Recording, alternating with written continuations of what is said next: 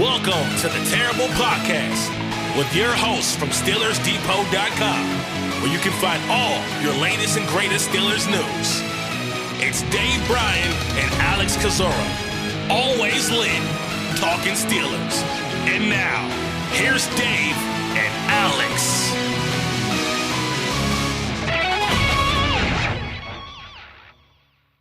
Welcome to the Terrible Podcast, Season 14, Episode 134. He's Dave Bryan. I'm Alex Kozora, SteelersDepot.com. Thanks for being back with us here this Monday, Steelers Nation. And Dave Bryan is back fresh off of his trip to San Diego. Sounds like he was swimming with the fishes out there. He was telling me before the show, but had a great time out there. So again, thank you to Ross McCorkle, Joe Clark for filling in on Friday's show. But Dave is back to react to many of the things that Joe and Ross and myself talked about on Friday. Dave, thanks for being here. Welcome back. Yeah, good to be back. Did a quick trip down to San Diego for the weekend and did some tourist things and went to SeaWorld and a couple other aquariums and a couple of tours, what old people do, and ate out at our favorite seafood place while there. So, but yeah, obviously glad to be back in my own home, and boy, we got a lot to, or at least my side of things got a lot to talk about with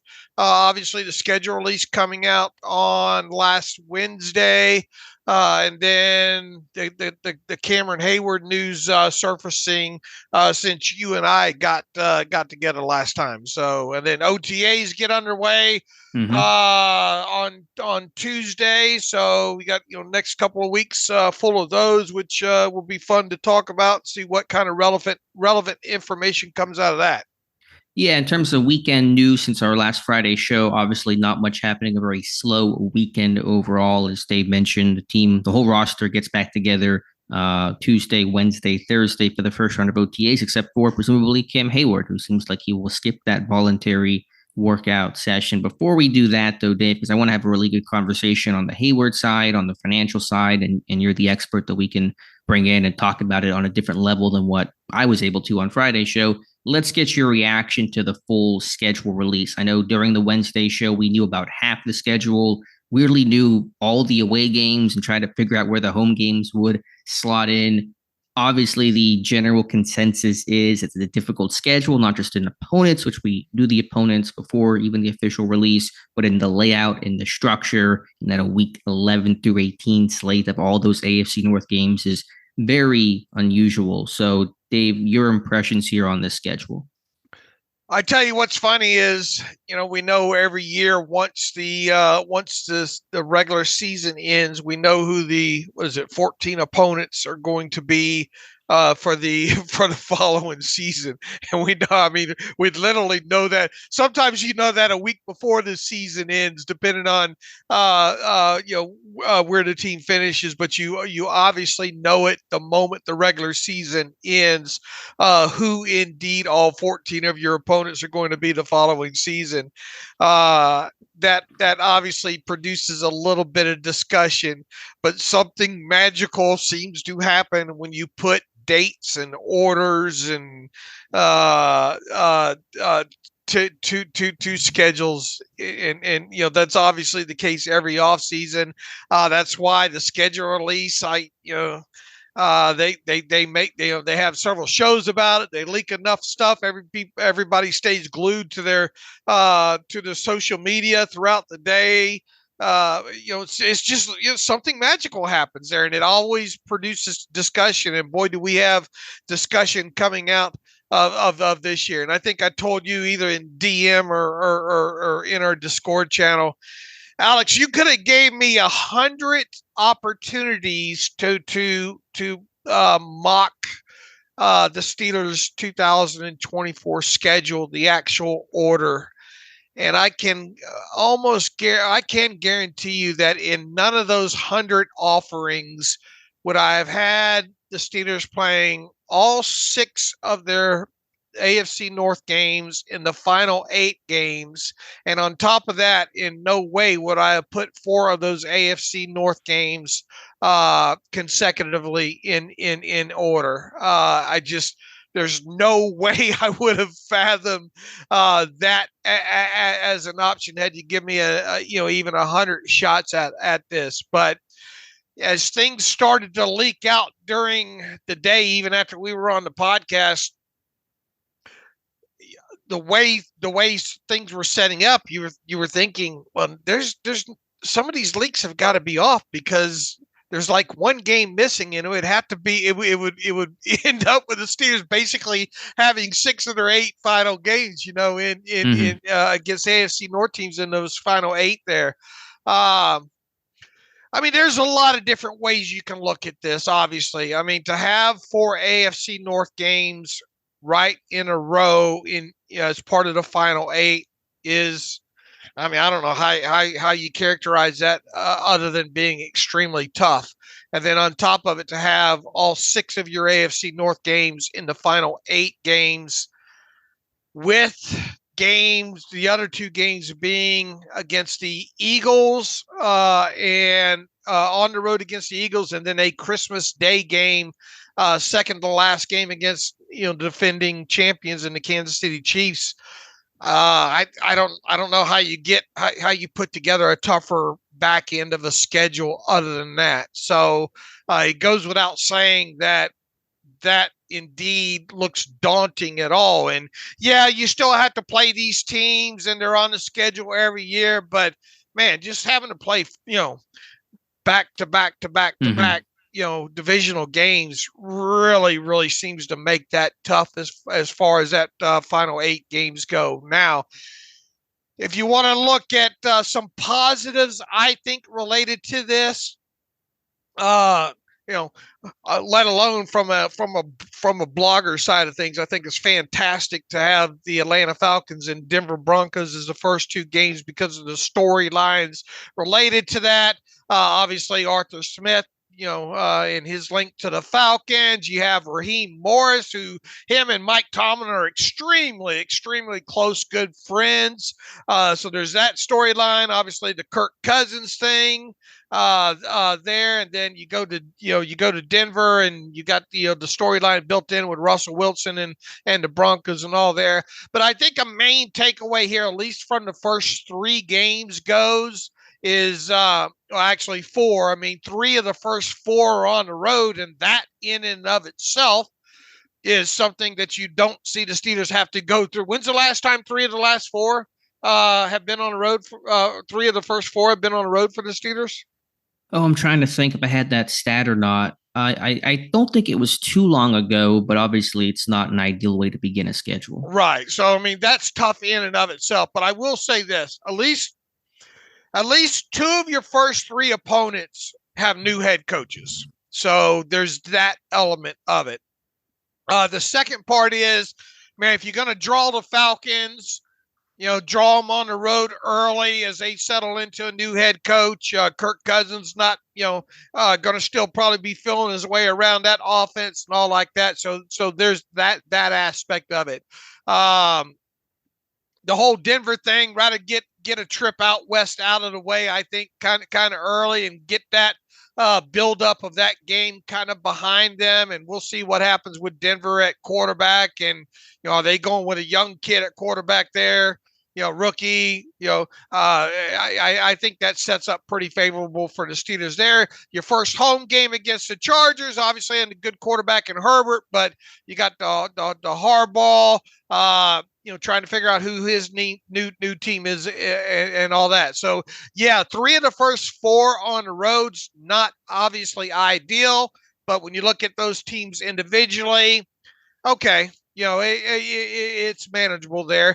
Your first primetime game isn't until week 5, so you can kind of settle into your season before you have the Cowboys, on October 6th in week 5. And then, you play out, you get both of the New York teams in primetime games. And then another positive thing, obviously, is having the bye week slap dab right in the middle of your season in week 9, which is a positive. Now, how much of that first half of the schedule helps offset the second half.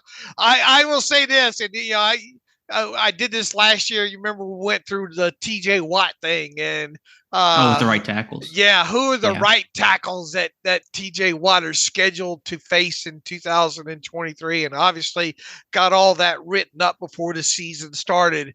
And how much of that ended up changing? about all of it. Due to injuries or shuffling around or what have you. It's important to remember that what we look at right now is going to change for one side or the other side or both sides. So what you see right now isn't necessarily what you might get when you come to play some of these games, especially on the back half of the season. The Steelers could have injuries. Some of these AFC North teams could have injuries. Remember the whole complexion of the Bengals losing Burrow last year.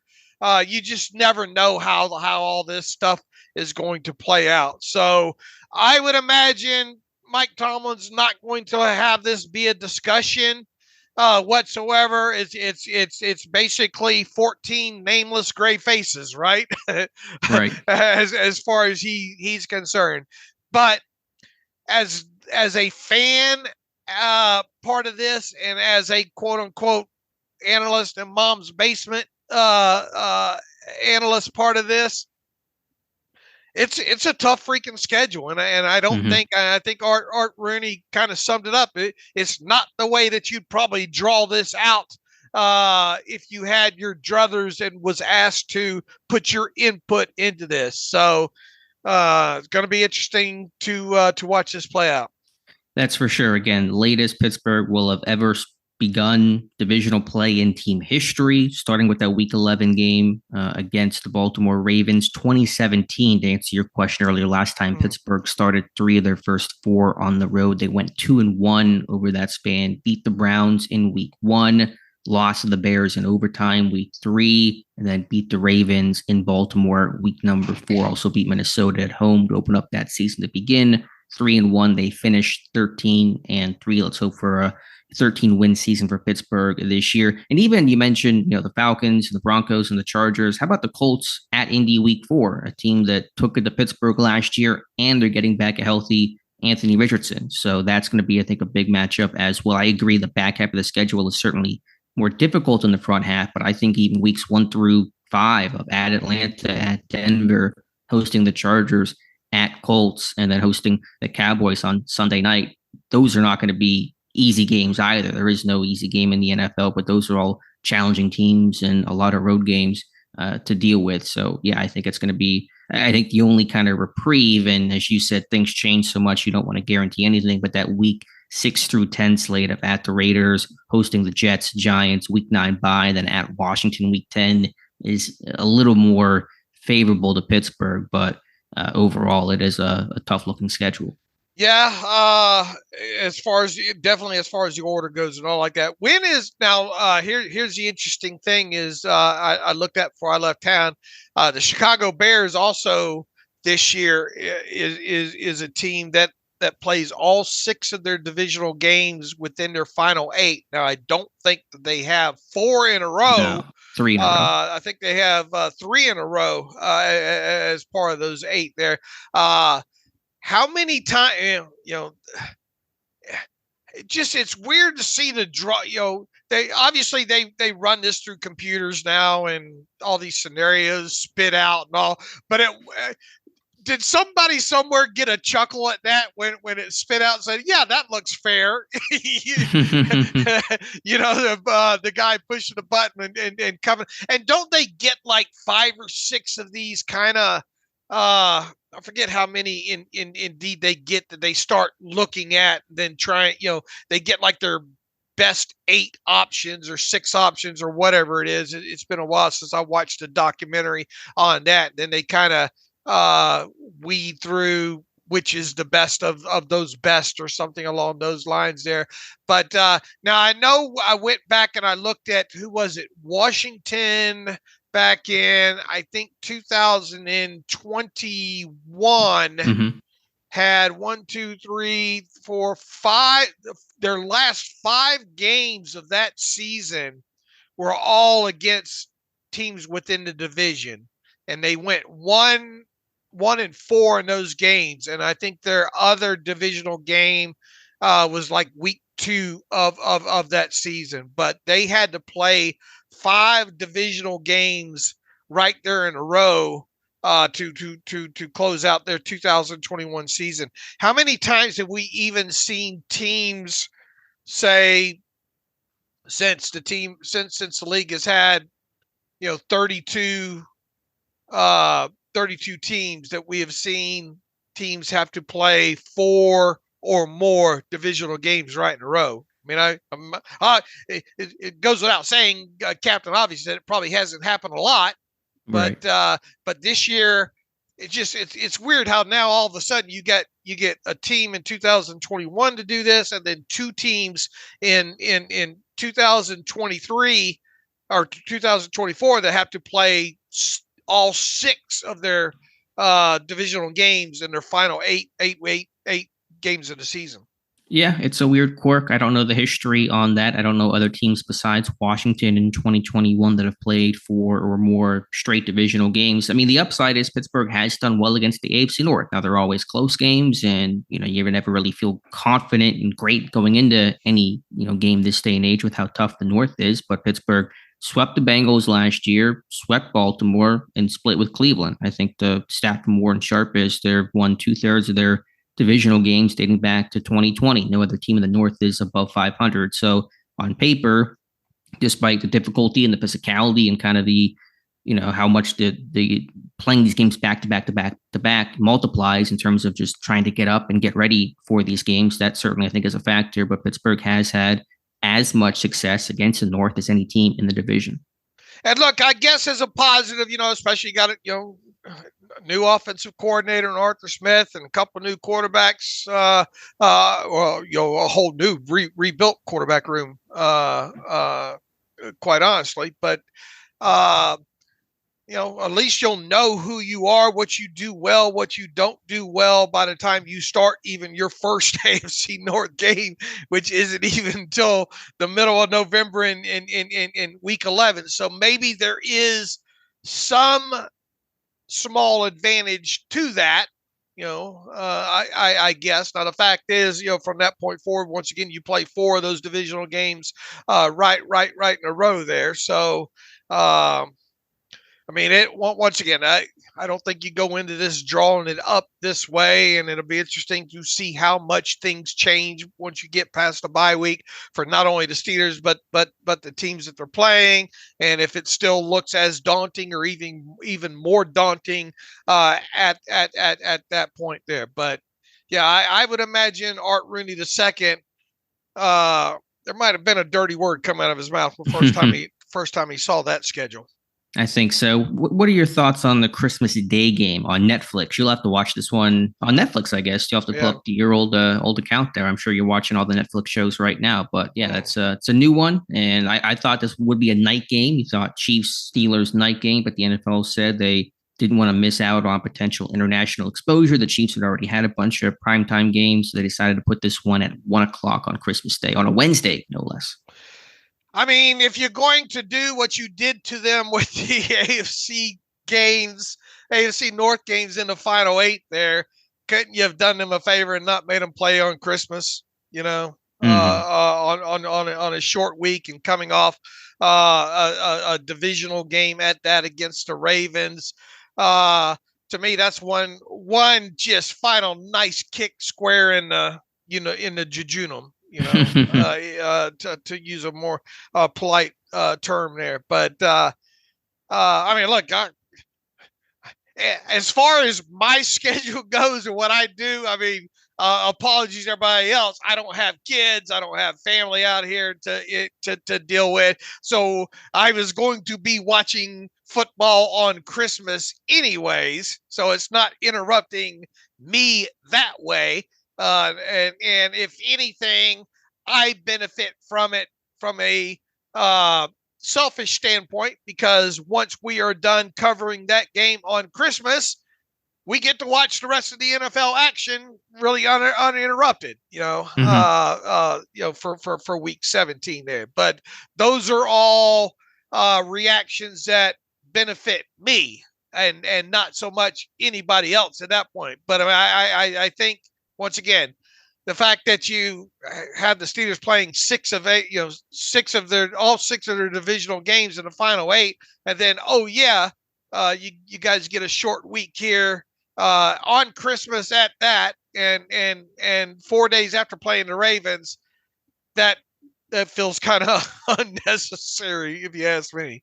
Yeah, there's a bunch of short schedules in that week 11 to 18 window. I know that applies to every team they'll face, but you have Thursday night in week 12 against the Browns at Cleveland, and then you lose a day from week 15 to week 16 because you got to play the Saturday game to play the Wednesday game. All the Christmas Day teams are playing Saturday and Wednesday, the same as the Sunday to Thursday turnaround. So it's Sunday, December 15th at Philadelphia, and then December 21st, the Saturday at Baltimore. So back-to-back road games in a short week, and then hosting the Chiefs a couple days later on Christmas Day. So that part is tough. I think just in general, trying to establish routine. Players are such a creature of habit and routine and just kind of the way you go about your week. I think just overall it's tough. You got so many road games early in the year. You got a 4:25 game week 2. You got a primetime game.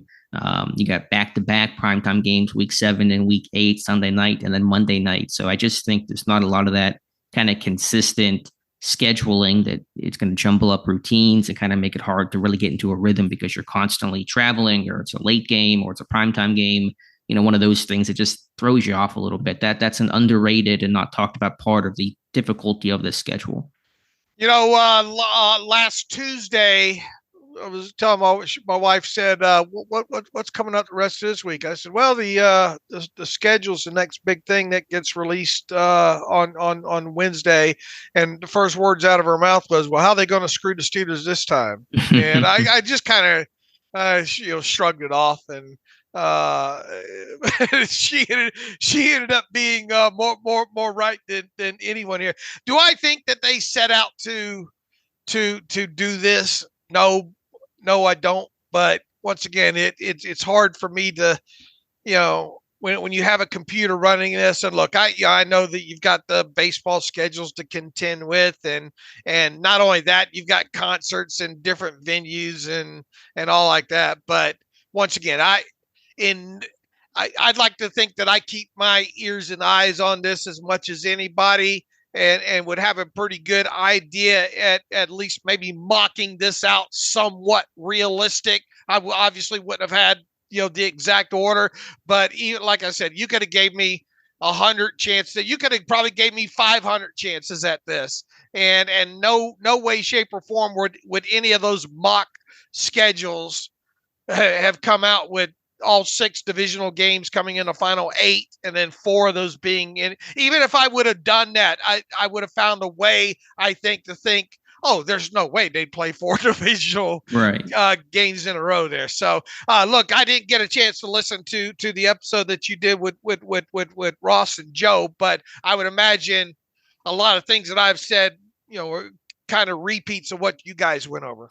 Essentially, the consensus, I think, across the board from us and from just Steelers Nation collectively is the difficulty of it, the quirkiness of it, the uniqueness of playing those 6 divisional games week 11 and on. So, that's the hand that Pittsburgh's been dealt. And I think you made the really important point, and we talked about it on Friday's show, that so much can and will change. Trying to project out what will happen in week 13 is anyone's guess. I know last year, although not as difficult looking, we had that discussion. Okay, they got to play the Bengals and then at Seattle, at Baltimore to finish out the year in week 16, 17, and 18, and how tough that looked on paper. Well, you didn't face Joe Burrow. You didn't face Lamar in the finale. Seattle probably wasn't quite as strong as people thought. And Pittsburgh had Mason Rudolph starting those games. So you just never know what the season looks like from, this point, May 20th until December.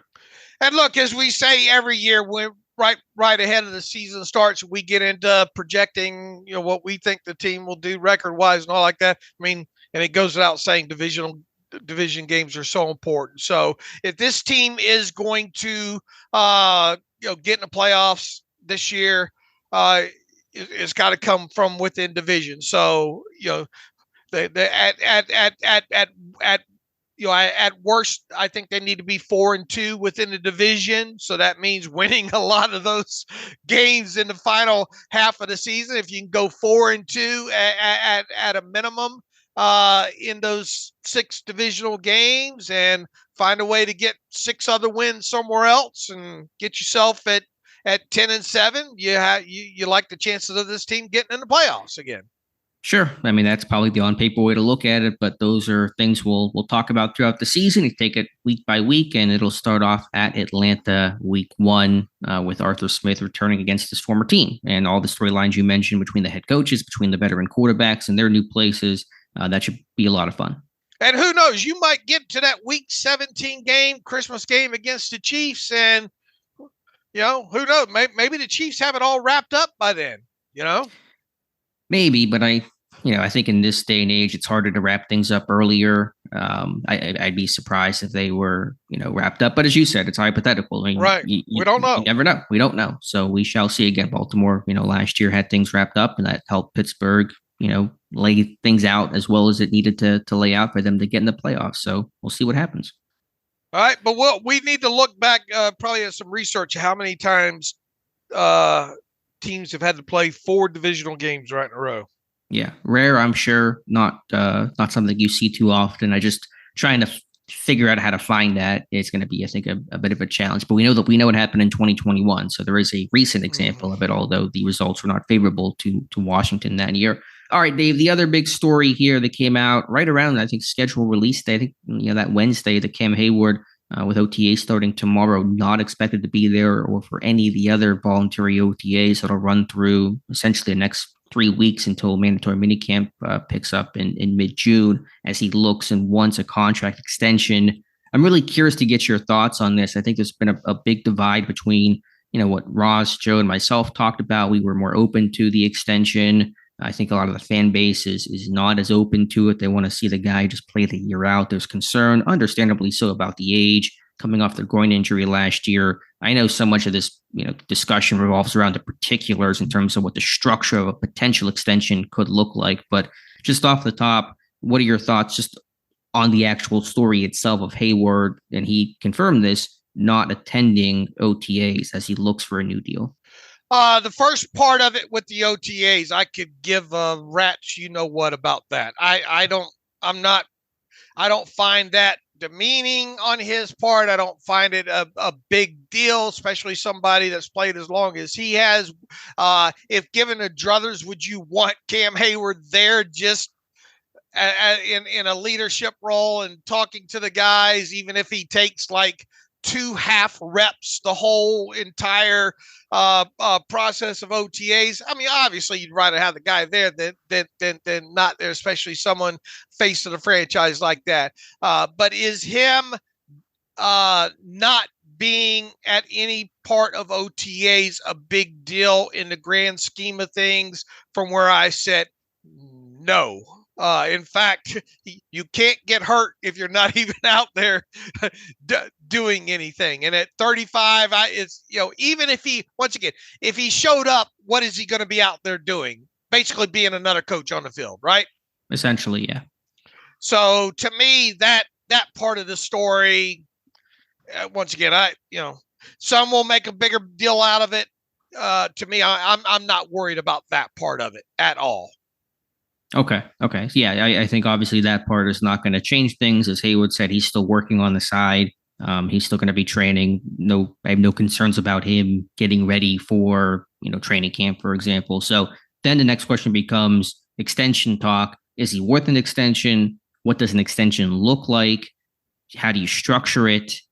All those factors. Where do you start coming in on that? All right. The best case scenario that was in my head with getting Cam Heyward a couple of more years on his deal this offseason, the best case scenario in what I thought would be, hey, he's due $16 million this year. Just tack on a couple of years onto his deal at X amount of base salary for each of those years.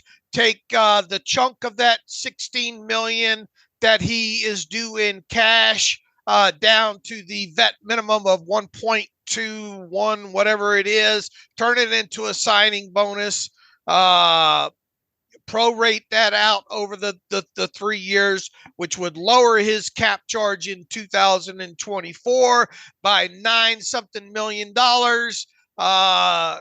And then basically you see how it's no additional new cash in 2024, and then you set up a situation where it's year by year, which technically it's year by year right now, even if nothing's done, because at this moment in time, that $16 million that he is currently scheduled to earn in 2024 is not even fully guaranteed. So there's nothing at this very moment that technically ties Cam Heyward, to the Steelers. They could cut him.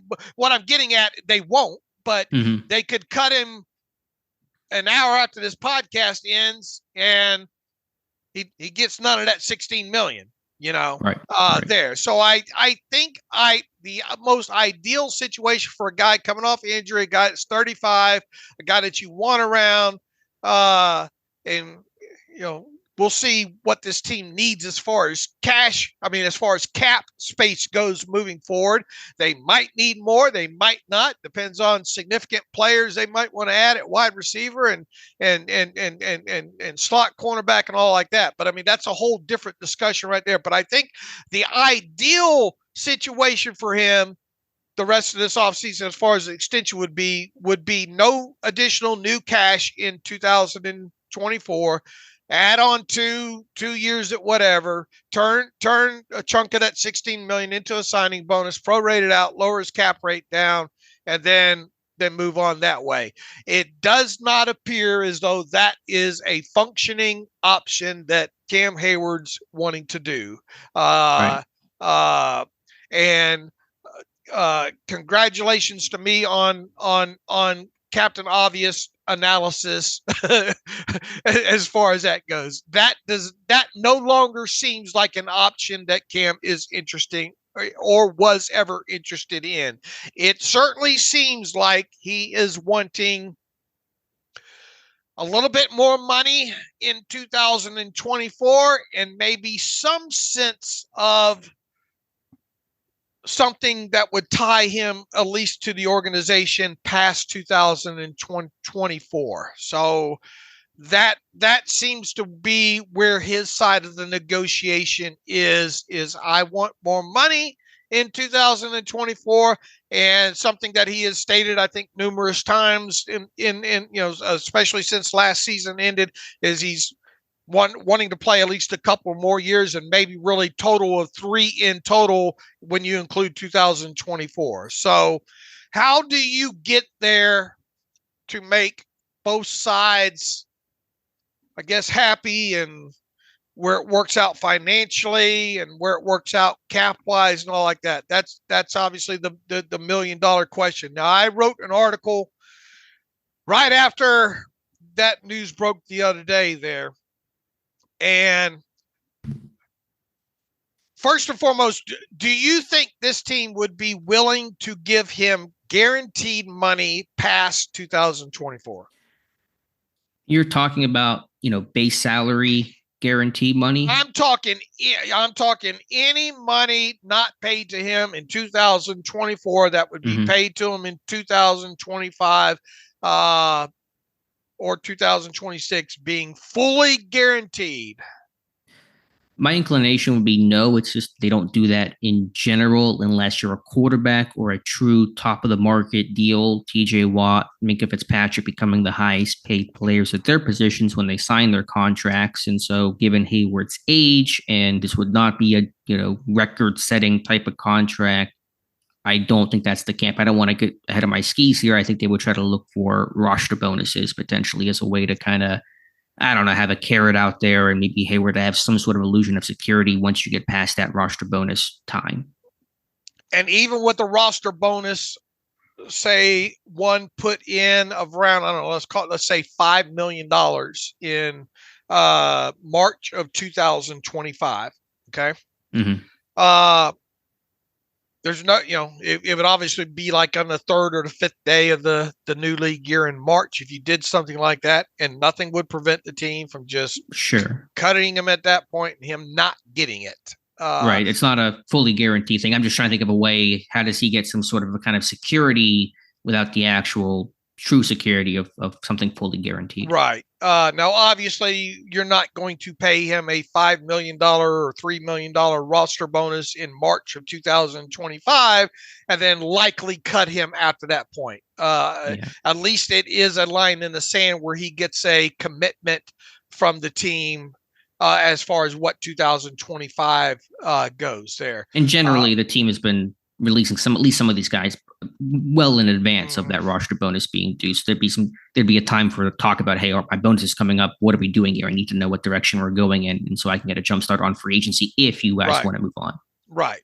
Now, how much of this is tied to him wanting more cash in 2024?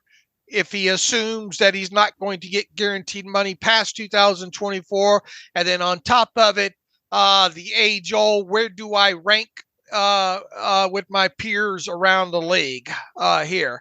DeForest Buckner with the Colts is always kind of a guy along with, and I guess Cameron Jordan to some degree, even though Cameron Jordan, people will classify him as an edge but DeForest Buckner has kind of always been a guy that Cameron Heyward has been aligned with for a little while as far as average yearly value goes. Would you agree on that? I really hadn't thought about comparisons, but in terms of what their role is and the system and schemes they play in and their general styles, Buckner's obviously younger, I think. Pretty sure. But yeah, point taken on the comparison. All right. And look, I think, Buckner just got a deal with the Colts done, right? Not too long ago. And I think it surprised a few people within that. In fact, he signed a 2-year, $46 million contract with the Colts on April 15th. He received $53.25 million in guarantees. I haven't looked at full guarantees on that, but I think he did get like $43.25 million fully guaranteed. Now he is considerably younger by 5 years, I think, than Cameron Heyward is. But it goes without saying, from an average yearly value standpoint, that new deal that DeForest Buckner signed back in April, his new money average now is $23 million even.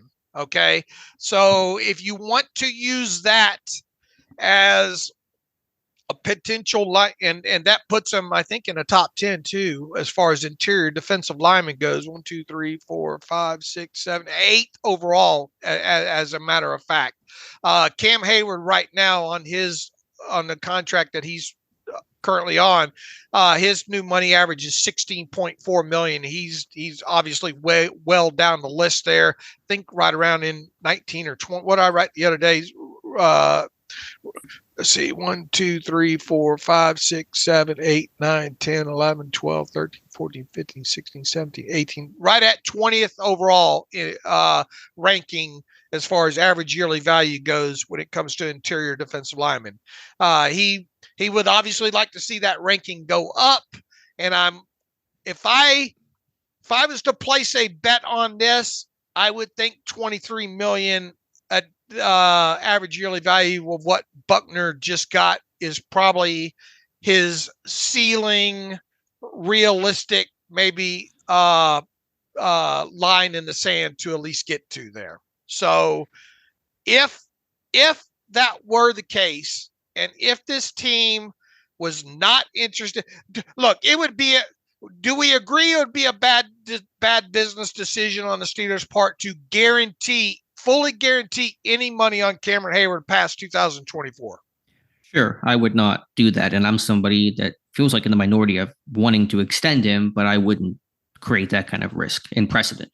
To me, it's bad business, and that's not. I'm not being disrespectful to Cameron Heyward. I just think, Father Time's undefeated, right? And Cam Heyward's 35. And yes, Cam Heyward for most of his career has been a healthy dude, but he did have the injuries last year. And I mean, just it's not good business to fully guarantee money past 2024. So how do you get around that? How do you get Cam Heyward to a $23 million new money average? And how do you put more money in his pocket? And hey, yeah, what if this team, part of the team's plan this offseason would be ideally, can we at least maybe get his cap number down a little bit so we don't have to go other avenues to clear cap space with another restructure or anything like that? So, can we roll all that into one thing? And the answer is yes. And it's not really as hard as I think what people have in their head. But it would require giving Cam Heyward more cash in 2024. How much more cash? Well, I think if you gave Cam Heyward $6 million more in 2024 on top of the $16 million that he's due, so that would be $22 million, $6 million increase in actual cash. And then if you made his base, if you add 2 years onto his deal, 2025 and 2026, you made both of those base salaries an even $20 million, but none of them, no portion of them guaranteed. You will then have given Cam Heyward on paper $46 million in new money over old money over 2 additional years. What is 40? Take your shoes off. We're entering the math portion of this podcast. $46 million in new money divided by 2 new years. What is your new money average, Alex? It gets you 23 million. 23 million. And that on paper puts you tied with DeForest Buckner as far as list and rankings and all like that. And you accomplish that by just giving Cameron Heyward $6 million more in fully guaranteed cash above and beyond. And what you would be doing is you'd be fully guaranteed in the 16 on top of it, because what you would do is, of that 22 million that you then are giving Cam Heyward in 2024, you would turn all but 1.21 million of that into a signing bonus, prorating it out over 2024, 2025, 2026 for cap purposes. And a byproduct of that would be Cam Heyward's cap number in 2024 coming down by 7 million and some change. It does, however, set you up for some potential dead money in 2025 and 2026 because of turning that chunk of that 22 million into a signing bonus.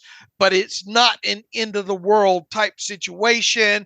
In fact, if you even had to get into a situation where in 2025 that you needed to cut Cam Heyward because there being no guaranteed money involved, and because of maybe you just think, man, he's done, he can't play, you would probably put a June 1st post June 1st designation on him. That way you can stretch out the proration of the dead money between 2025 and 2026. It's not an end of the world scenario there. So to me, that's the extreme side of what to do with Cam Heyward, assuming he wants more money in 2024. And on the Steelers side saying, okay, but we don't want to give you fully guaranteed money past 2024. That would be a scenario that I think would be attractive to both sides. That, once again, you're talking about giving him $6 million more in cash in 2024. And that's the way around this. And that seems, I think, perfectly reasonable to me. And heck, you don't even have to. I know normally with these restructures in that sense of reducing base salary. You take it down as far as you can, but there's nothing that says you have to in Pittsburgh this year. They're in a good place overall cap wise. So they wanted to take that 16 down to 8 or 5, whatever number is, then that would, potentially it would reduce the potential dead money in the future should it come to that point. So there's a lot of flexibility there. I mean, I don't even know, all we know is Heyward wants an extension. We don't even know what he wants, obviously, beyond that. I'm sure he's not looking for a top of the market, break Chris Jones's, average yearly value number. I think he's just looking for some more security right now. So he's not going into a contract year and wondering, is this my last year in Pittsburgh? Am I going to have to look to go somewhere else? And I got family and I got schools and, all those important aspects of the non-football stuff when you talk about a guy in his mid to later 30s, potentially having to start somewhere new in a new city.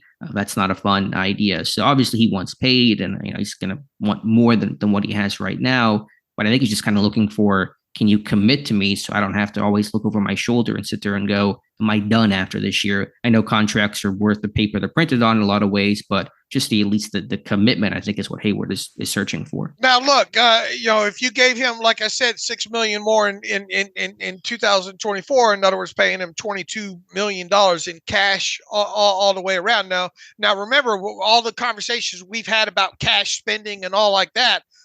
All you're doing is increasing his cash by $6 million because the 16's already on the books there. So it's not like you're making this huge additional cash investment in Cam Heyward in 2024. You give him $6 million more cash. We've already talked about, man, how's this team going to spend if they don't go out and get a marquee wide receiver or a marquee slot corner, and if they go ahead and do the Pat Freiermuth extension the way we think that they're going to do, and if they don't do anything with James Daniels and they don't do anything with Najee Harris, how else are they going to spend cash? Now, just because you have to spend cash just doesn't mean that you open up the window and throw the cash out the window and say, oh, we spent it, Sure. And that's where a lot of this pushback will come from people listening to this podcast is Cam Heyward worth $22 million in cash in 2024? And that's the discussion. Or even more simply, just is he worth the extension at all? Or do you let the season play out for a guy that's 35 coming off the injury and see where he's at? I think it's even just a more simplistic way people are looking at this thing. Right. And that's fine to look at that, but we all know what the likely outcome is to be of that. If, let's say you somehow Cam says, well, that didn't work. I'm going to have to play out this final season here and see where I'm at next year. What are technically the odds that he's going to get $20 million base salary or really any anything close to that and any of that as much of that guaranteed as possible of $20 million in 2025 if nothing gets put down on paper this offseason. Sure. No, I understand that. I mean, he's not likely to get that out there on the open market. He's more valuable to Pittsburgh than to the other 31 teams. But I think the pushback and the point some are saying is the front office should not even offer him any sort of a deal and just let the year play out, because you still have some sort of risk. And even if you bring him back next year, what if he, under $20 million base salary, he starts declining mid-season, and is he worth that money? I mean, I think that's the argument people are trying to make. Sure, and it's a very justifiable argument. That's why I said the best case scenario of this offseason would have been, all right, here's your 16. Here's a good portion of the 16 million you're already due. We're not asking you to take a pay cut.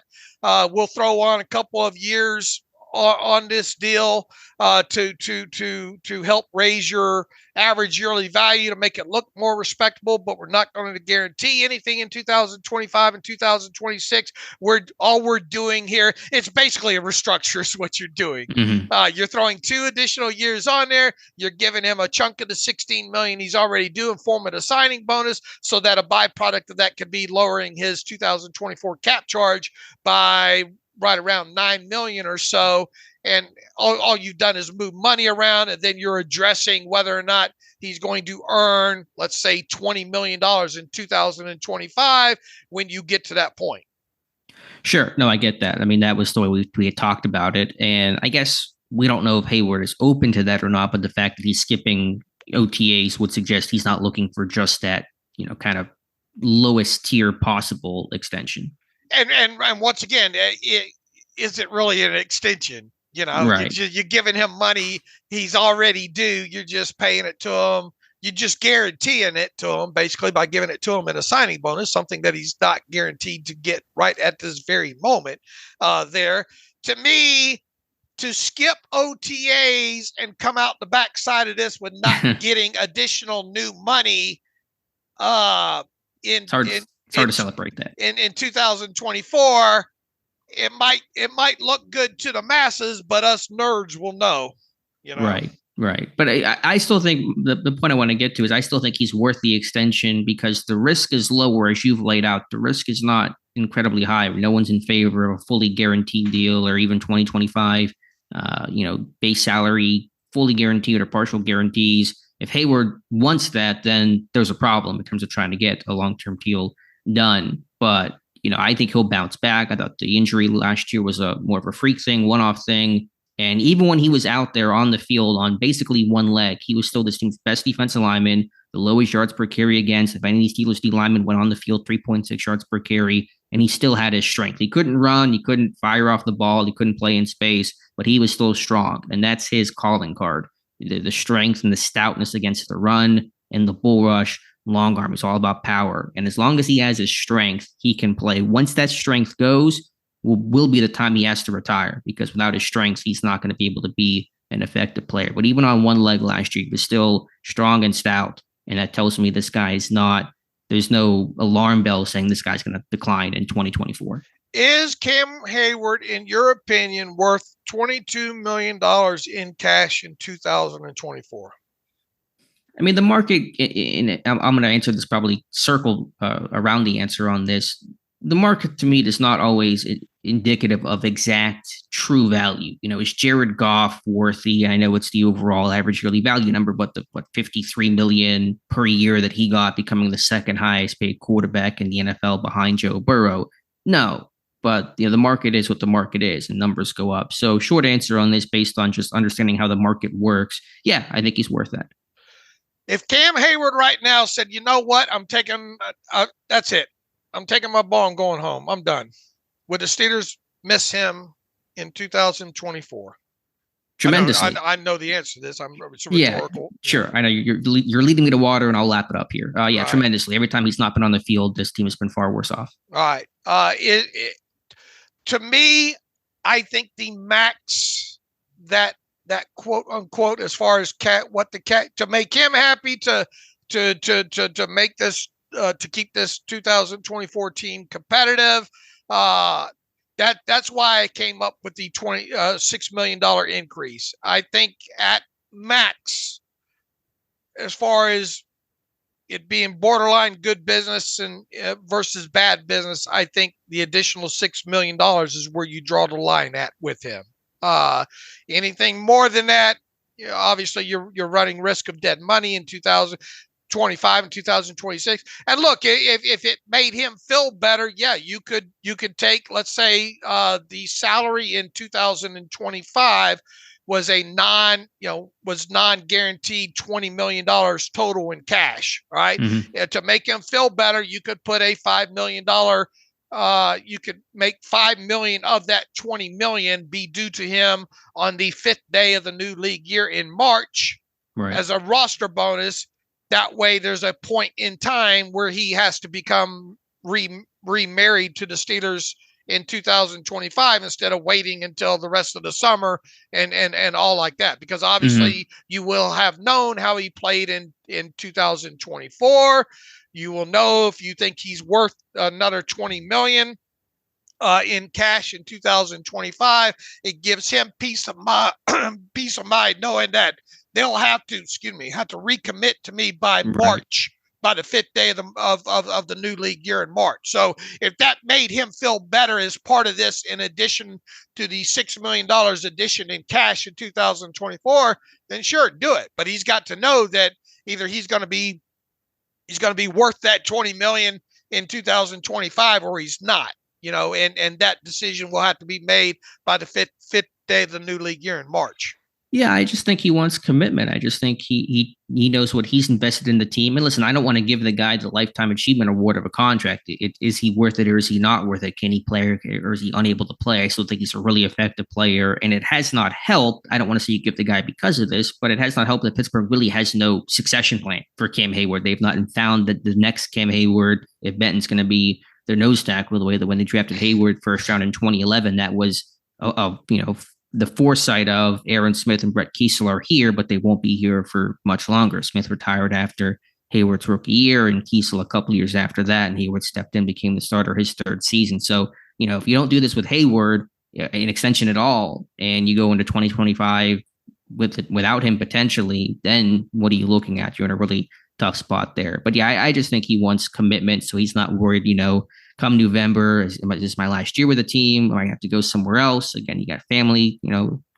considerations, you got kids, you got house, all that kind of stuff. And I think he just wants some sort of commitment, at least on paper, that I can be here to finish out my career as a Pittsburgh Steelers. I think a 2-year extension, the way you laid it out, takes him through 2026, 3 more years, basically his timeline. The risk is not incredibly high. I don't see a tremendous downside here. If there's dead money down the road, okay, so be it. The cap's going to keep going up. It's not going to be a tremendous amount of dead money. It's not cool. They went through Ben's contract and dead money and all that kind of stuff. So they can weather that storm without too much hassle. Right. And my scenario, look, I mean, where you sit right now, what is the likelihood that of him playing not only 2025, but 2026 season? I mean, it's impossible to say. I know the precedent for D tackles at that age is not extremely common, but we just saw Calais Campbell have 6.5 sacks in his age 37 season with Atlanta. He was not playing on the contract that Heyward is, but the point is, can you play at that age and be productive? We talked about this Friday. I think him getting double-digit sacks at this point in his career is going to be really historically unlikely. Just you look at guys his age. It basically has never happened, 35-year-old interior defensive lineman, but he can still be a really effective player that gets 7-8 sacks and plays great run defense and is an anchor in the middle of that defense. There's a ton of value there. I think that can continue for this year and at least next year. In short, my view on this is a $6 million additional cash investment in Cam Heyward in 2024, enough to keep both sides happy. Is it doable? Financially, is it doable from a cap standard byproduct? Yes, but the biggest thing that you have to be careful with in this whole thing is overpaying him more than $22 million, in my opinion, in 2024, and then fully guaranteeing any money beyond that is something that would, in my opinion, be a bad business decision on the Steelers' part. But they don't do that. So is there a real worry that they're going to end up doing that kind of deal with Heyward? I don't think so. The only thing I think is by not giving him additional cash in other words, don't touch. You would still turn that $16 million into a signing bonus and all like that. But in lieu of giving him additional cash in 2024, maybe you fully guarantee $6 million in 2025. Yeah, but he's never done a deal like that before when he was younger, right? He's never had contracts with those kind of guarantees. It would be totally out of the norm for the Steelers to do something like this. But I'm trying to offer you an alternative to giving him $6 million more in cash in 2024. In other words, you give him that cash in 25 and fully guaranteeing it and make him feel like at least he's, he would feel a little bit more tied to the team that way past this season.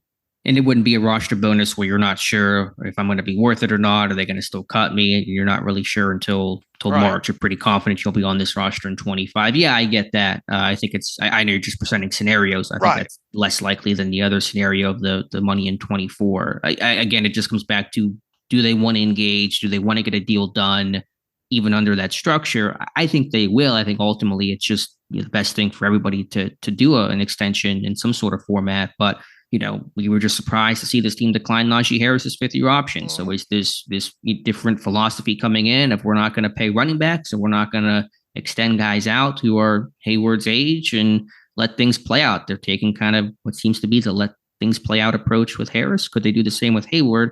I don't think so, but I don't want to guarantee this in this kind of still relatively new regime in a new situation like this Heyward extension. And look, you don't want to look at it this way, but and the rest of this offseason will let us know what the cash plan was after the fact.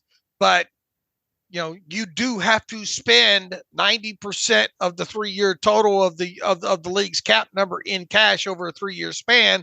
And what's that going to look like as far as the rest of this year? As far, you can always make it up at some point, but you don't want to throw cash just at something just to say, hey, we spent cash. You'll get yourself in trouble doing that in any business if you let alone National Football League. But there are worse ways to spend $6 million in cash in 2024.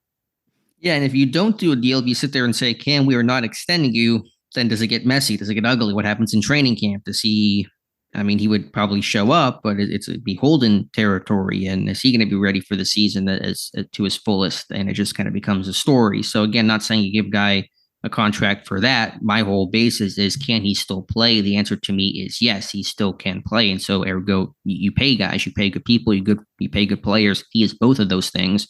And that's why I advocate for a deal to get done. But if you think about the other side and let's not get a deal done, let's just let the season play out, there's going to be some consequences to that you have to address and consider. Look, there's a large section of this fan base that thinks he should take a pay cut right now. A lot of them want to cut him. I don't know. Maybe I'm just biased. I'm surprised at the giant amount of pushback of the people that say he should retire or cut. I've been just personally surprised by that. Right, and here we are having conversations about giving him $6 million more in cash in 2024, which I think is his angle, to be honest with you. It would make sense. And I think that's reasonable. We talk extension. There are so many different ways you can structure and layer this thing. And Pittsburgh understands he's 35. They're not going to create a structure of a contract that could really, damage them in 25 or 26. They're well aware of the situation. They generally structure contracts in favorable terms.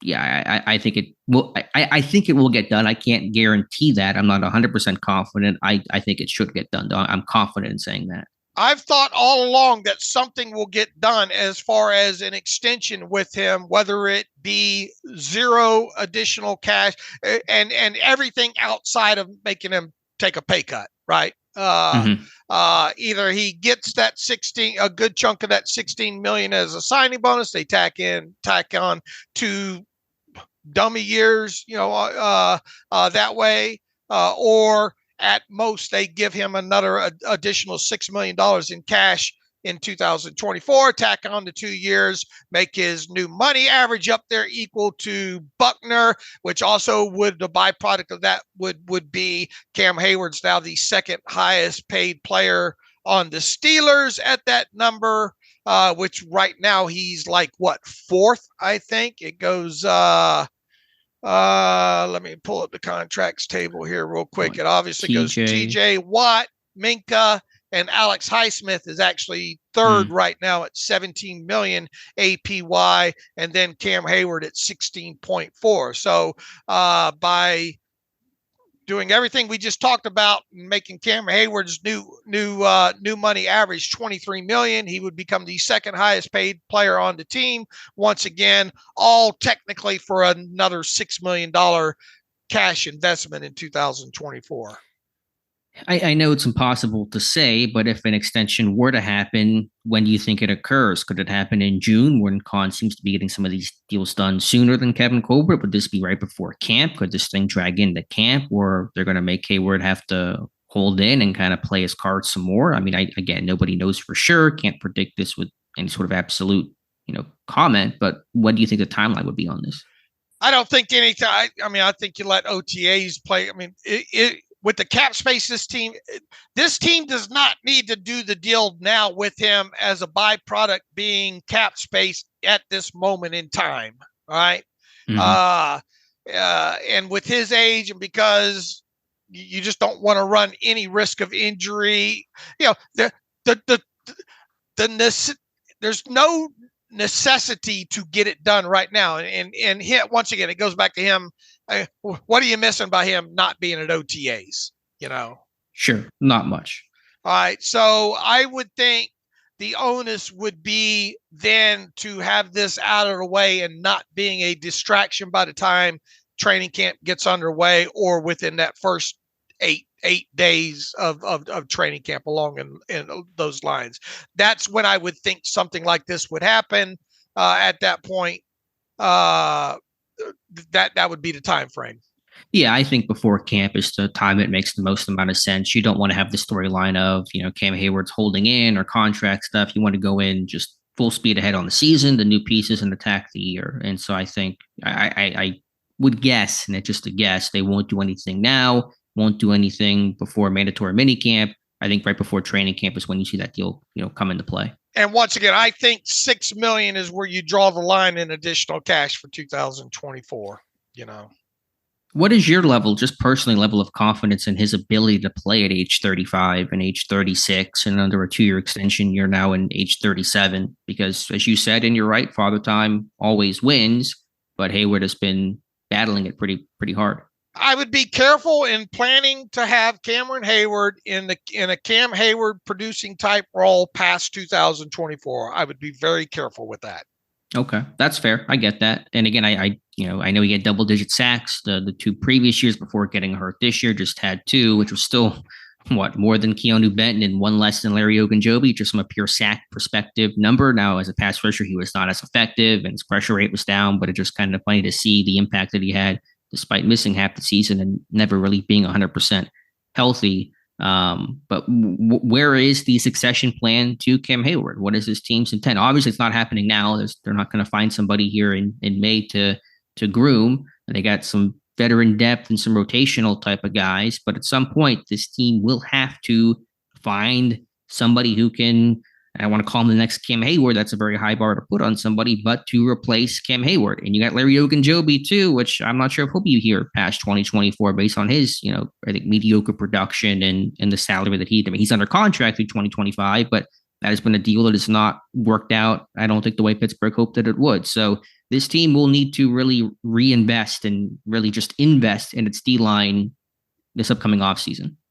You better start scanning that list for that 6'5", 302. Start measuring some arms. 34-inch arms or greater. You better start looking at that list right now, or you better start looking at maybe where you would be interested in spending some cash on a guy coming off his first contract that you had previous interest in, because that barring one of these young guys just blowing it up, DeMarvin Leal starting to play like a 3rd-round pick or greater.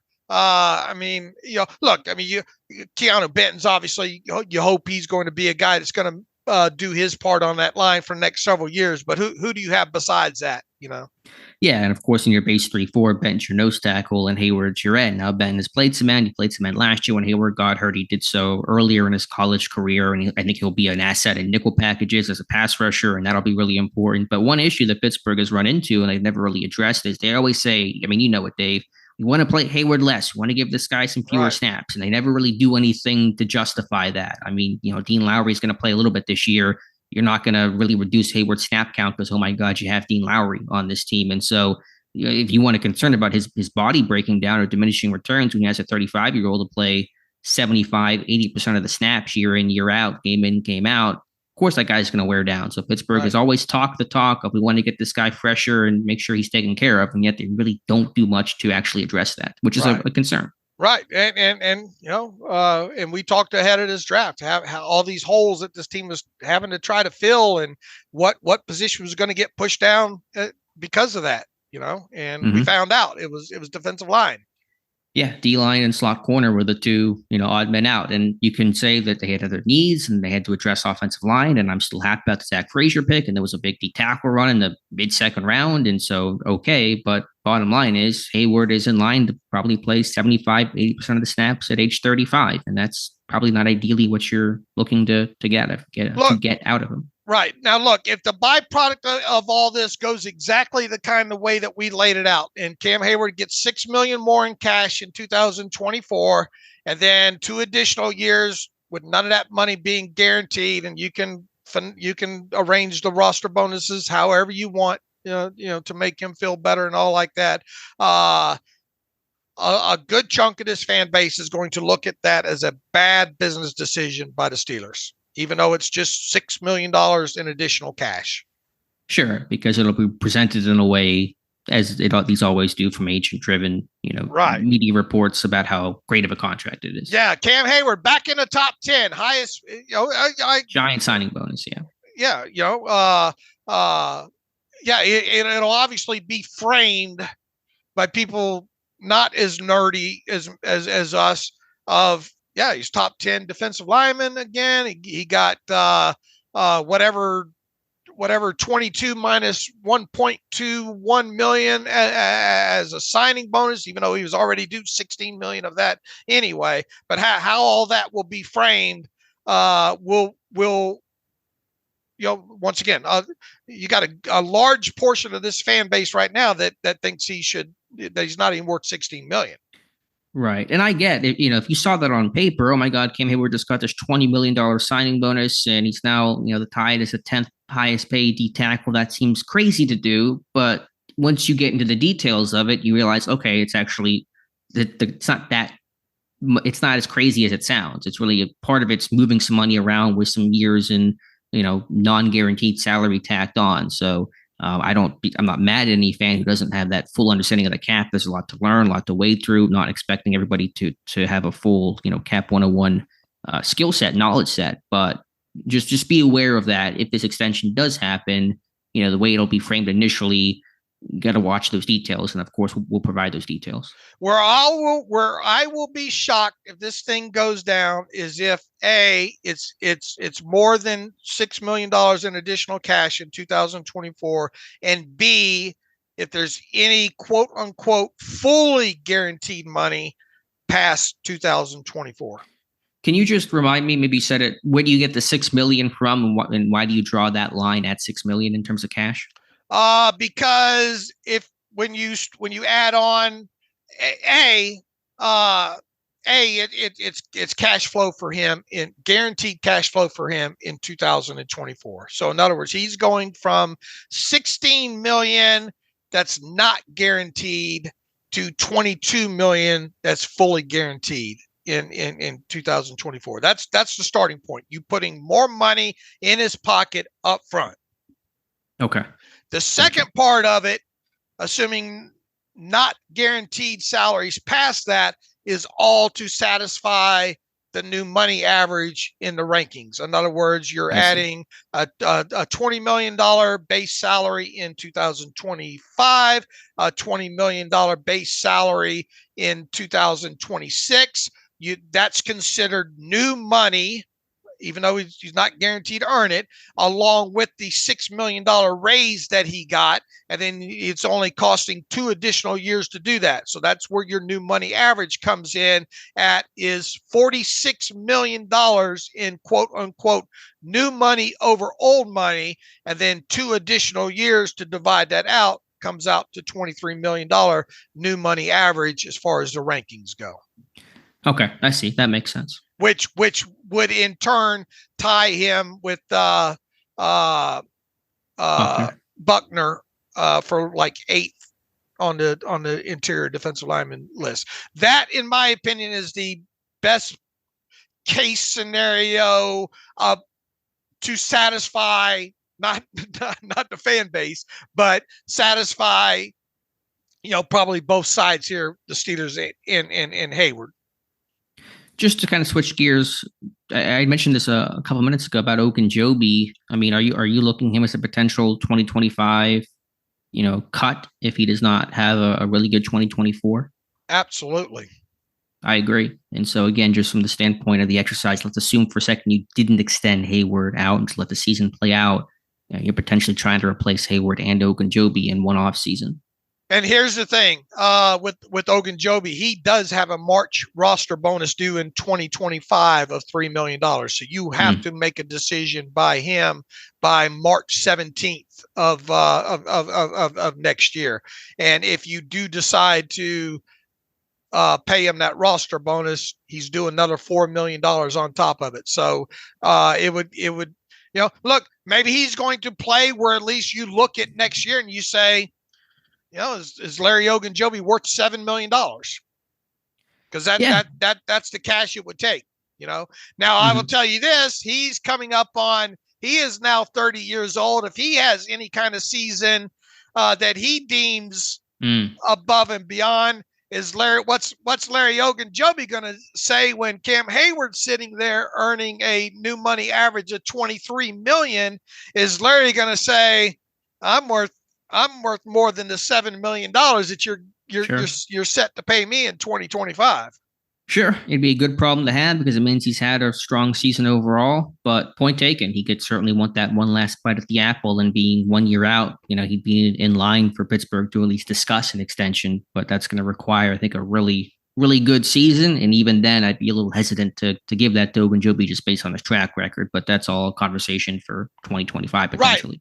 What if you get the Larry Ogunjobi from a couple of years ago before he, the one that we hoped that they was getting before he suffered that foot injury a couple of years ago? What if that guy comes back and plays for you in 2024? Hey, I mean, that's fantastic if that happened. But if they get that guy, there's no way in hell he doesn't want more money in 2025. Sure. No, he'll say, go ahead and cut me. Don't pay me that March roster bonus. Because I have a feeling, and we'll have to see, obviously what the market is and who he's up against and all like that. But his view will probably be, I can easily find somebody to give me $7 million in cash and maybe a little bit more in 2025. But I mean, that's obviously on down the road. Yeah, but if he does not have a great season, then I think it just becomes hard to justify keeping. It'll be an easy cut. We'll know it. We'll know it when we see it. Yeah. That decision in March should be very easy for us to speculate about after the 2024 season's over with. Yeah, even assuming. So as a sidebar, even assuming that a Heyward extension happens and there's really no conversation about him contractually next year, no major one at least. I mean, next offseason is going to be wild in terms of contracts based on where things stand right now with, James Daniels a free agent, the quarterback room, total unknown, everybody a free agent right now, Ogunjobi situation. Just et cetera. Freiermuth currently, scheduled to be a free agent, although, we know that extension may happen there. Najee, what happens with him? I mean, do you think this offseason was wild? Next offseason could be wild, at least internally, in terms of who stays, who goes. Especially if they don't. I mean, let's go ahead and earmark $6 million more in cash for Cam Heyward on top of a Freiermuth extension, which kind of already planning around. But what if they don't spend additional cash on anybody above and beyond those two? They're going to be in a situation next offseason where they're going to have to start spending some cash. Yeah. Where do they spend that cash on? Well, it's going to be quarterbacks to start. Hopefully, there's a quarterback worth paying. But yeah, I mean, if they don't spend the cash this year, because you can't not spend the cash this year and not spend the cash next year, and then go into the third year saying we got to spend a ton of cash here, because then you start throwing money at just everything, and you're making some really bad decisions off of that. Right. You've seen teams do that in the past as well too. And they do get themselves they overpay because they got to spend the cash, and then they get you get cap repercussions of that. And that's why you try to budget this thing out to ideally you want to spend probably around 90% of each year's or slightly greater of each year's cap number in cash, so you don't get in a situation where you're in year 3 of the CBA and saying, oh Lord, we got to spend, we got to make up all this cash that we have not spent yet. Right. What happens if you don't spend 90%? Is there you're supposed to, you still have to pay that to the NFLPA, So you still have to pay it. Yeah. That's the penalty. Okay. I just didn't know what the you got to spend the cash. Yeah. The cash has got to be spent, got to go to the NFLPA. Okay. Interesting. So and that came in during the last CBA? Well, what has always kind of been in place? Well, before the last CBA, what was the threshold? Like 89%, was it? And then it got bumped up to like 90%. But and then now you had the 3-year spans and all. It was part of the last CBA. Where we got to the terms where we're at right now. I see. Okay, yeah. So long story short, I think the way you've laid out the Heyward extension is reasonable, plausible. I think generally the most likely thing to occur, but when coming off the Najee Harris option decline, I don't want to sit there and say I was pretty confident they're going to pick up Najee Harris. I was assuming what that news would come, and I really wasn't even thinking about what happens if they didn't. So I just want to be, careful myself personally to not assume that again with Cam Heyward, because there are some reasons to sit there and say, let's let this year play out. Okay. And once again, I think ideally maybe around the time of training camp getting underway is when you might see a solution to that. Yeah, and then with Freiermuth too, probably, and I know could happen during training camp. That's happened in years past, even under Omar Khan, Deontay Johnson getting a deal mid camp, but you should hear that Freiermuth chatter pick up here pretty soon. Yeah, and especially look back at kind of the track record of what Khan's done. He's kind of wanted to get those things out of the way by the time training camp's gotten underway. So maybe we'll start seeing movement on that after OTA's in. Yeah, some of them have come really early. When Minka got done in June, so it could be as early as next month. Mm-hmm. But I think I don't think Omar's philosophy is to do these things last second the way the Colbert pretty consistently did these extensions. Right. All right, Dave, anything else here to talk about? Any other commentary? And Heyward, I'm really glad you're here to discuss that, because I think it really would even potentially to the listeners kind of soothe some concerns about, on paper, extending a guy that's 35 years old. Again, the way that you structure these things can be done in a really smart type of way. Yeah, that's always, you never have to twist my arm to talk cash and cap and contracts and all like that. So yeah, that's fun. And once again, I don't know how much that differed from what you guys talked about the other day. Well, we didn't go into the weeds too much on the numbers because we're not the cap experts you are, but we just kind of the overall discussion. Is he worth, just in principle, to extend him out from a talent standpoint, playing standpoint? And we all kind of agreed that he was. But again, there's a lot of fans that sit there and say either don't extend him or cut him or trade him. You should retire. And I was just surprised at that particular pushback on Cam Heyward. All right. Shall we get to an email or two here? Just quickly, Dave, with OTA starting tomorrow, anything you're looking for in particular? Again, it's still, the whole team's coming together, and so that's important. That's valuable to kind of first get looks at Russell Wilson, Arthur Smith offense, etc. Again, whole team minus Cam Heyward, and we'll see if anybody else isn't there. Anybody else?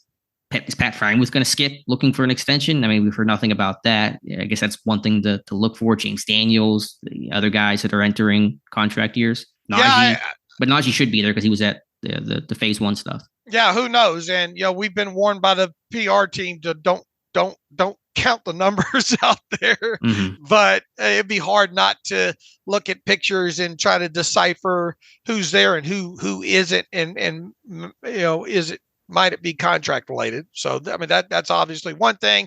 The other thing obviously is the rookie class, right? Are we gonna get a continuation of Fautano? Continuing, high percentage, if not all snaps on the right side. Same with Mason McCormick. They're going to continue to get a long look at him and see what he can do as far as his position flexibility on the other side of the line goes. All the draft picks, Roman Wilson continuing, trying to develop as more of an outside guy. You want to hear about that. Obviously, you want to stay away from injuries as much as possible. You'd like to hear about some of these UDFAs like Beanie Bishop. How's he coming along? What seems to maybe be their initial plan for the slot, at least as the roster stands right now, who's running first team within that, just questions, obvious questions I think most people would have. Yeah, again, we're still really in the where are guys lining up, what position they're playing, phase and lens, as opposed to evaluating talent and skill sets and who's making plays. There'll be a little bit of that, again, with the whole team coming together, but it's still, football in shorts largely. So I'm kind of interested in just where guys are aligning and the little tea leaves we hear about all basically what you covered: offensive line, slot corner, receiver. How will the pecking order in this kind of jumbled up receiver room, sans George Pickens, look between Van Jefferson, Quez Watkins, Scotty Miller, Calvin Austin, the futures guys, Marquez Callaway, Denzel Mims, etc.?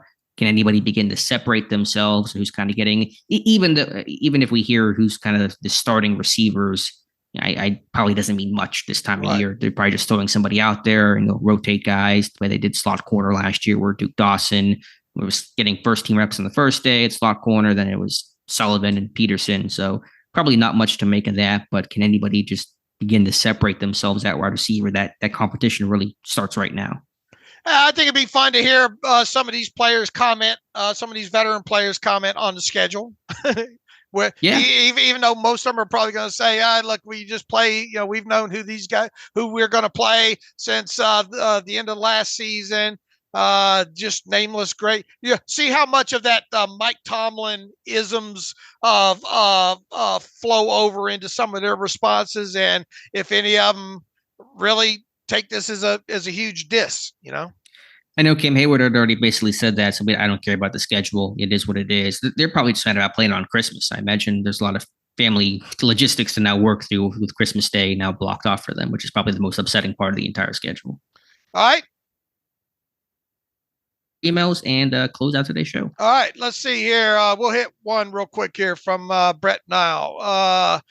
2 questions about the positions of the recent draft picks. Number one, assuming you have had time to review the tape, who was the better left tackle on their college tape? Broderick Jones or Fautanu? In my honest opinion, he says whichever one that was should be the starter on the left side next year, period.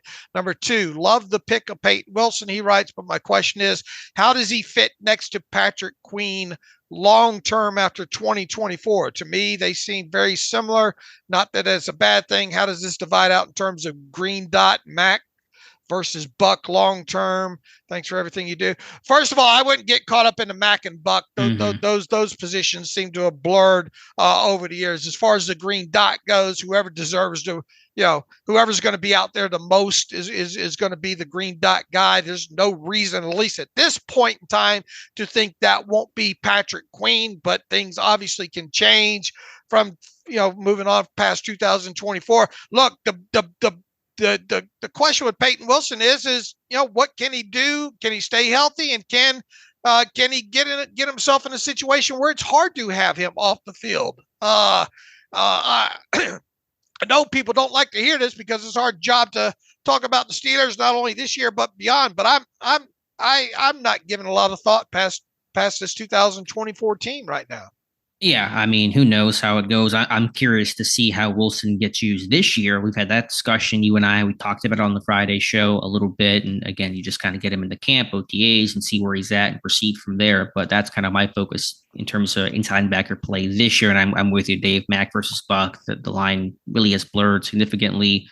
Who's the better college left tackle? It's a little, I don't want to call it apples and oranges, but, Fautanu was older, more experienced, and more refined than Broderick Jones was coming out. It's hard to compare, trying to, different conferences and different classes, different years.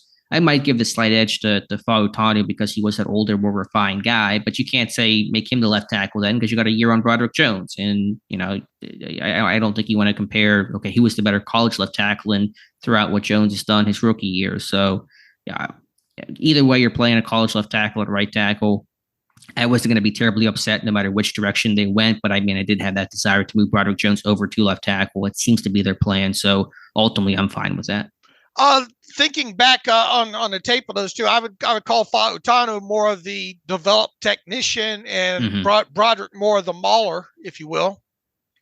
Yeah, that's probably good. If Fautanu certainly has that mauling instinct, I think Jones was the better kind of lump of clay, maybe a bit more athletic overall. But Fautanu is a really good athlete too. I would just say Fautanu was a more refined guy because he was 24 years old with 41 starts, and Jones was 21 with 14 starts. So there's a difference just in terms of their college arcs that makes that tougher to compare. And look, you look at enough of that Fautanu's tape from college, you can see the experience and the hand usage and the more tactfulness and planning involved. Yeah, his pass sets alone, I mean, it's just extremely veteran, like in terms of varying up his sets and changing techniques. I mean, that's stuff you didn't see from Jones, but, that's the difference between a young guy, 1 year starter, and a multi-year starter like Fautani. All right. I think we got a couple more from Brett, but they're a little bit long here. I think that's all that's really showing up here. Todd's got a pretty long one. There's going to be a lot of discussion regarding the Steelers' schedule, brutal stretches of division games and primetime matchups against tough opponents with little rest in between, especially with those Ravens games. Who knows how it will play out, but speculation has them losing a game or two simply due to the schedule itself, he says. I applaud the optimist who feel that late division play may be good due to them gelling and finding the rhythm. He says, my big gripe about what the NFL has done to the Steelers is create huge matchups and very late division play where it's already a black and blue division. Most teams have lost several players, valuable players, quarterbacks, etc. Late season, I know it goes both ways, but late in the season, there could be costly injuries to the Steelers by the time division play starts, and I feel this is plain horrible. Look, Todd, I mean, I think that's kind of one of the things we laid out there is you look at it on paper now, what is the attrition? Well, I mean, so many things happen during an NFL season. Might we get to a situation where the Steelers are the benefactor here because of playing late divisional games against opponents that might be beat up? Or would it have been better from the Steelers' point of view because of maybe players that they have beat up to have played a couple of these? You can jump on both sides of this very easily, depending on who your favorite team is. Yeah, hindsight will be our guide to whether or not we like the schedule in terms of the AFC North play in terms of injuries. Again, last year he didn't face Joe Burrow playing the Bengals later in the season with facing Jake Browning in his first career start, which is actually was good to see Browning in his first career start because he ended up being a pretty good quarterback for them. But that first week, trying to figure things out, and they're learning him, he's learning them. It was his worst week really of his entire regular season, and then not facing Lamar and Ravens key starters in the finale because they were resting guys. As Dave said, this thing can cut both ways. It's going to be just really hindsight driven. Look, I see all the pushback, and it's hard to go. I understand why basically a lot of people feel like they got the shaft here. Absolutely. Understandable. Yeah, it did not break well. The schedule overall did not break well for them. There's no question about that. But it is something that you have to look at when you get to the point in time too, and think, that did that necessarily play out bad or for whatever side, Yeah. And I would just say, no matter how you laid this thing out, even the most ideal form, it was a tough schedule. Like we knew the opponents from a strength of schedule perspective from last year, which I don't put a lot of stock into, but from just objectively ranking that, it was the third toughest in the NFL. So no matter how you laid this thing out, you were never going to look at the schedule and go, that's an easy schedule. I mean, it just based on the opponents, there was no way that was going to happen. It's harder, I think, based on the construction and layout, but it was never going to be easy. At the very least, at least they have the third less air travel mileage. we're really scraping bottom of the barrel for stuff. But yeah, it's, I think, 12,000 miles. And I think Ross had said a third of those come in the first 2 weeks when they got to go to Atlanta and to Denver. So at least, the travel is not intense from a mileage perspective. All right. That feels like a good stopping point here, Alex. Yeah, we'll come back on Wednesday. No live stream tonight. That's part of our regular schedule. That'll happen next week. And we'll have OTA talk, hopefully, and go from there. All right. In the meantime, you can follow me on Twitter /X at Steelers Depot. Follow Alex at Alex_Kozora. Follow the show at Terrible Podcast. Email the show, theterriblepodcast@gmail.com. If you like what we do and want to donate to the cause, SteelersDepot.com. Hit the donate button, upper right navigational bar. Also, if you like an ad-free version of the site, SteelersDepot.com. Hit the ad-free button, upper right navigational bar, and follow the directions that way. So until Wednesday, as always, thanks for listening to the Terrible Podcast with Dave and Alex.